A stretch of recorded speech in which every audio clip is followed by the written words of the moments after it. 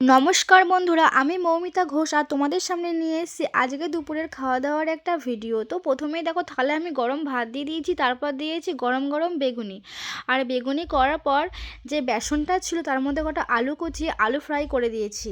আর পাশে দিয়েছি দেখো লেবু, আর লেবু দেওয়ার পর আমি থালার পাশে একটু লবণ দিয়ে দিচ্ছি, কারণ না লবণ প্রয়োজন হতেই পারে আমার হাজব্যান্ডের। তো যাই হোক, তারপরে আমি একটা বাটি নিয়ে নিচ্ছি, বাটিতে দিয়ে দেবো পালং শাক দিয়ে মুগের ডাল করেছি।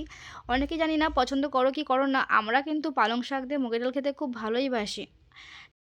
তারপরে বন্ধুরা আমি রান্না করেছিলাম পাঁচমিশালি সবজি, যেটা অনেকে ছেঁচড়া নামে চেনো। তো যাই হোক, পাঁচমিশালি সবজিটা কিন্তু এই নিরামিষ দিনে দারুণ লাগে খেতে, মানে ডালের সাথে এরকম যদি আইটেম হয়, মানে আর কিছু প্রয়োজন নেই, মাছ মাংস তো ভুলেই যাব। তো যাই হোক, আজকে নিরামিষ থালিটা কেমন হয়েছে বন্ধুরা কমেন্ট করে বলো। আর আমার কিন্তু ইউটিউব চ্যানেলে এই প্রথম খাবার দাবারের ভিডিও নিয়ে এলাম। তো বন্ধুরা একটু ভালোবাসা দিয়ে পাশে আর একটু সাপোর্ট করো, আর ভিডিওটা একটু শেয়ার করে দিও। নমস্কার বন্ধুরা, পরে আবার দেখা হবে।